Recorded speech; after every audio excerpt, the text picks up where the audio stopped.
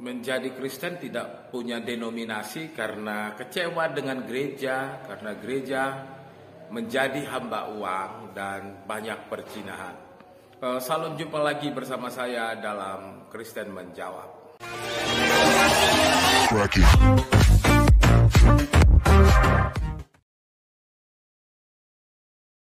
Nah, kenapa sih bisa ada orang yang berpura-pura demi duit ya?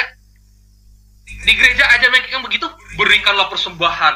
Haleluya, haleluya, diberkatilah memberikan persembahan ini. Itu dosa lo kayak gitu. Dosa lo kayak gitu. Aku jadi tahu nih, jangan-jangan yang menyebabkan lu tidak berdenominasi akan karena hal ini. Lu kan nggak berdenom. Ya, lu keluar dari setiap denominasi Kristen itu karena di dalam denominasi orientasinya ternyata adalah hamba uang. Ada yang sebagian seperti itu. Selain hamba uang, pezinahnya juga banyak. Jadi kata siapa, Jos? Orang yang sehari-hari baca Alkitab, ngajarin Alkitab masa berzina lu, jangan gitu, Jos. Oh enggak, banyak contohnya kayak gitu. Jadi misalnya, justru gue pernah dengar ada cerita ya. Ini kisah nyata apa bohong nih? Kisah nyata atau beneran? Makanya sebelum gue ngomong, ini gue cuma dapat dari mulut ke mulut. Gue nggak pernah lihat langsung, gue nggak tahu ya. Gue nggak tahu. Pokoknya intinya begini, pernah ada pendeta yang ditugaskan keluar kota, menginjil ke pedalaman sih, pokoknya intinya luar kota deh gitu. Nah, ketika di luar kota ini, pendeta ini nginep di sebuah hotel. Bukan hotel plus ya, beneran hotel bersih, hotel. Nah, ketika di hotel itu tuh dia didatengin sama satpam. Ya, satpam entah pelayan hotelnya deh. Pak, Bapak perlu selimut nggak? Pendeta ini bingung. Bukan, dengar dulu makanya. Pendeta ini bingung. Selimut, kan saya udah punya selimut, Pak. Bukan, Pak, yang ini selimutnya lebih anget. Udah mulai pasang dia nih. Oh, enggak pak, yang ini cukup selimutnya, gitu. Oh, enggak apa-apa pak, bapak kalau boleh tahu profesinya apa ya pak? Profesi saya pendeta, saya lagi menginjil ke sini. Satpamnya bilang apa? Wah, kalau pengkhotbah kita kasih diskon pak, gila nggak? Benarkah bahwa di gereja itu banyak perzinahan? Dan benarkah bahwa di gereja itu hamba uang? Ini adalah sebuah pertanyaan yang tidak berdasar, apalagi membuat kesimpulan terburu-buru. Jadi orang ini mengatakan bahwa dia tidak mau tergabung dengan satu denominasi karena di gereja itu hamba uang, bicaranya uang, semuanya uang. Jadi saya malah bertanya, apakah Anda itu pernah ke gereja sehingga Anda berani mengatakan bahwa di gereja itu hamba uang?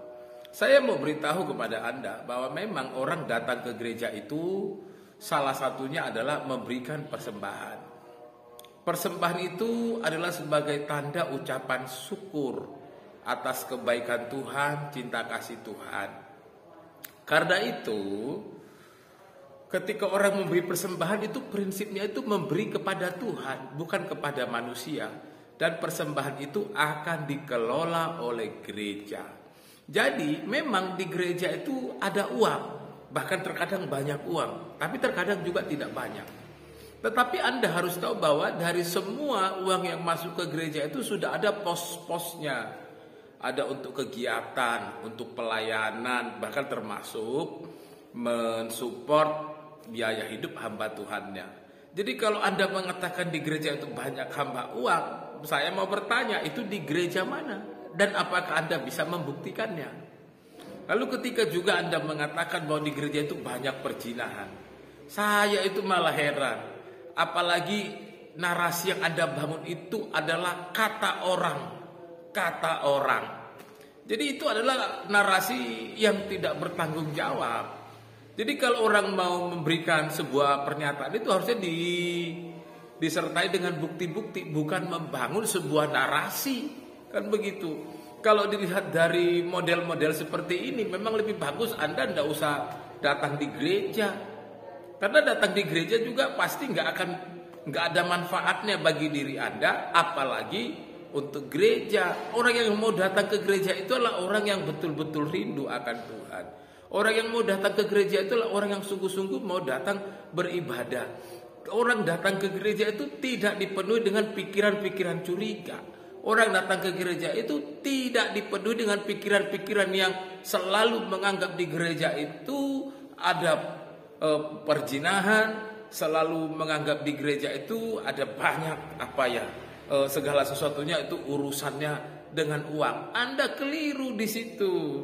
Itu adalah klaim-klaim yang tidak berdasar dan perlu dibuktikan. Apalah gunanya kita mengatakan seperti itu? Apalah gunanya kita membuat klaim-klaim seperti itu kalau pada akhirnya itu tidak terbukti? Kalaupun misalnya, kalaupun misalnya itu ada, apakah itu mempengaruhi iman? Bukan, tidak. Salam, Tuhan Yesus memberkati.